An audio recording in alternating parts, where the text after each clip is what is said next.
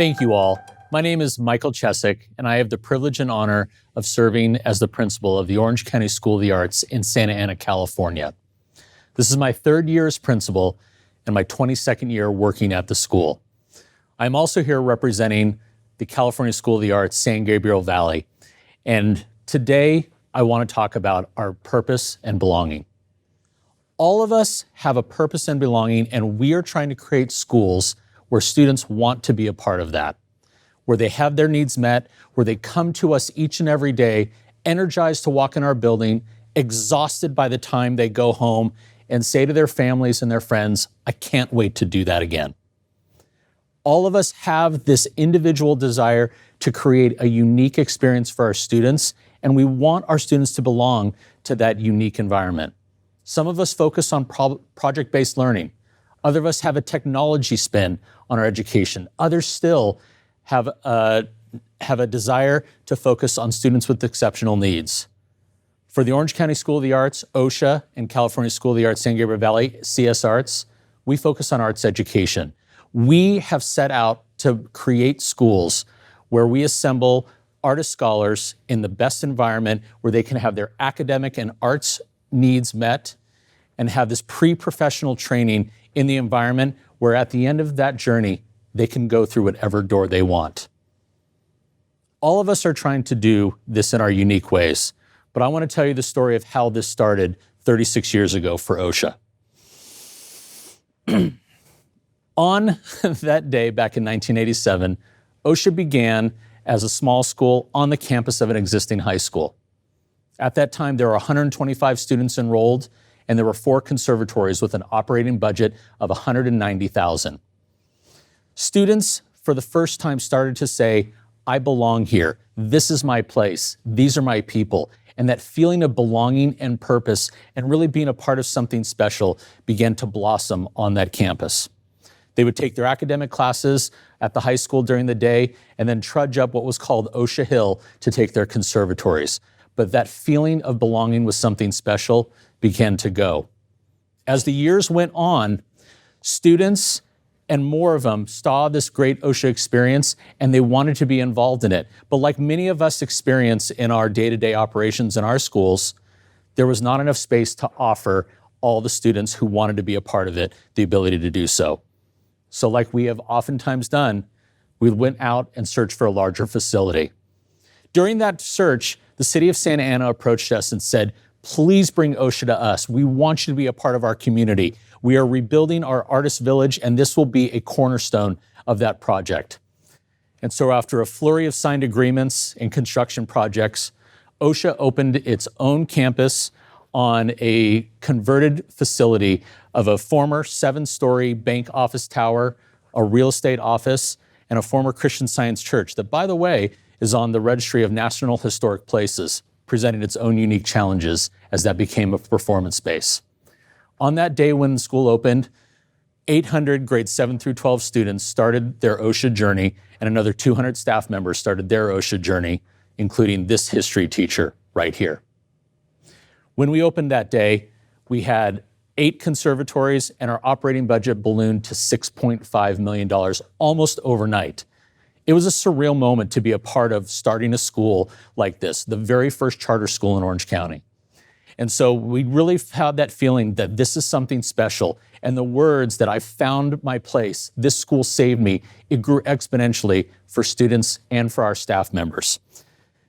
It seemed like the sky was the limit at that time. But like many of us experienced, some of the things were not all that great in the beginning. We had excellent relationships with our parents, and they really saw the value of what they were getting and their kids were getting out of the educational experience at OSHA. But like I said, things got tough and finances became very tight, almost to the point of breaking the school. We had to completely reimagine how we worked our finances and our funding for the school.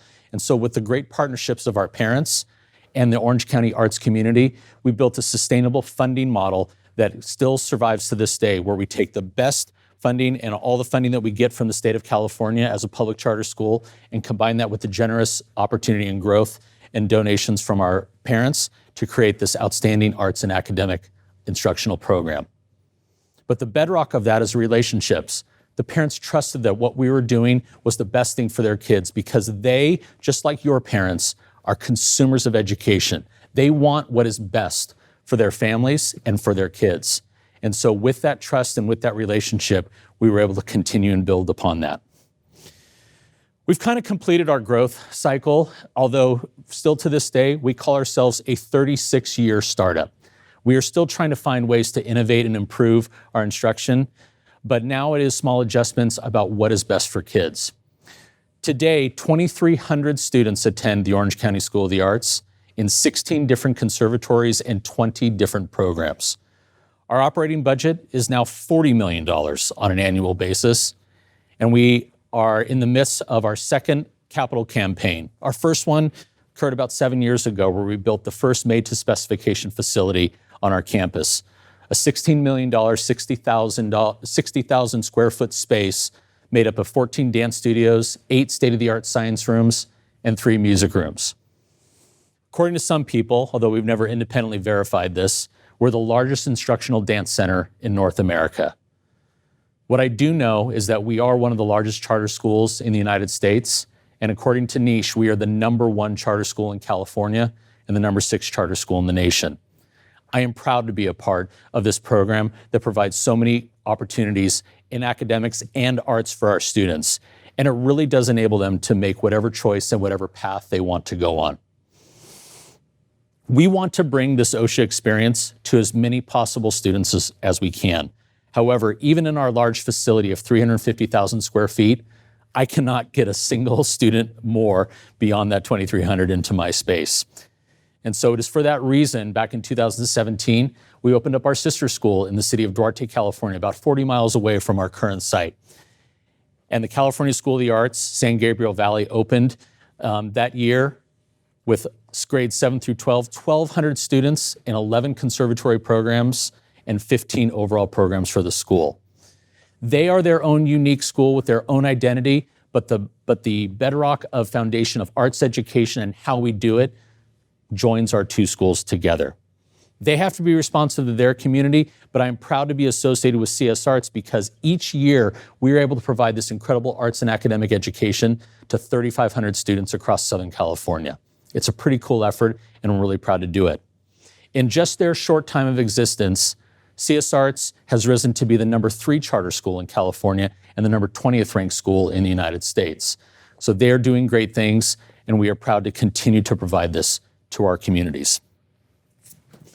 One of my favorite quotes by Simon Sinek talks about people don't buy what you provide, they buy what you think, and what you think is exactly what you do, or something to that effect.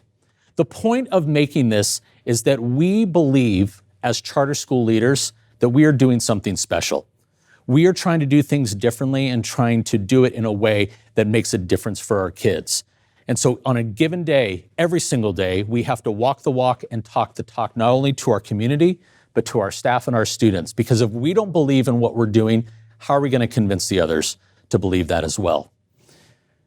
And so as we think about all of these things that we are trying to do our schools, doing things differently, really meeting the needs of our kids, giving purpose and belonging to our students and staff, those are the pieces that we need to continue to think about as we grow our schools and refine our schools. We have a purpose. We want to do things differently for our community. We know we can do it better than a lot of other schools. Sometimes it sounds corny, but it's true.